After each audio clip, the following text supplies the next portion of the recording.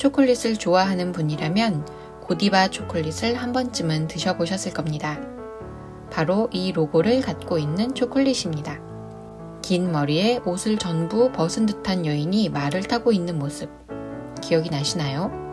이 로고는 영국의 설화에서 가져온 것입니다. 11세기 영국 코벤트리의 영주 레오프릭은 코벤트리를 부유한 문화 도시로 바꾸기로 결심합니다. 독실한 종교인이었던 레오프릭 영주와 그의 부인 고디바는 먼저 수도원을 짓습니다. 수도원이 지역의 중심, 다양한 사회활동의 거점이 되며 큰 성공을 거두자 영주의 야망이 커집니다. 계속하여 건물을 짓고 백성들에게 점점 더 많은 세금을 징수했습니다. 가난한 백성은 세금 부담이 커질 수밖에 없고 고통스럽기 이를 데 없게 됐습니다.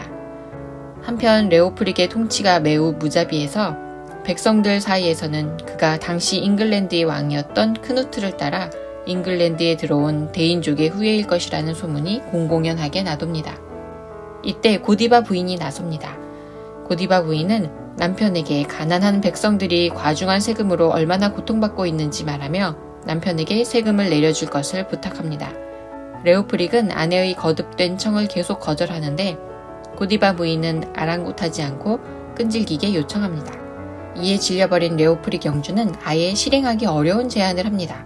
만약 당신이 벌거벗은 채 코벤트리 시장을 가로질러 간다면 세금을 내리고 건물 짓는 것을 취소하겠소.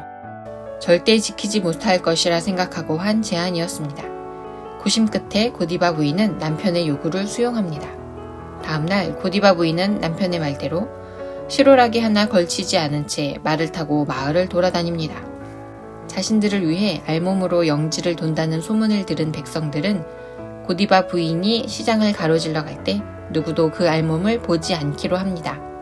집집마다 문과 창을 걸어 잠그고 커튼을 내려 영주 부인의 용기와 희생에 경의를 표했다고 합니다. 백성들 모두가 고디바 부인의 고귀한 뜻에 동참한 것은 아니었나 봅니다. 예외적인 인물이 있었죠.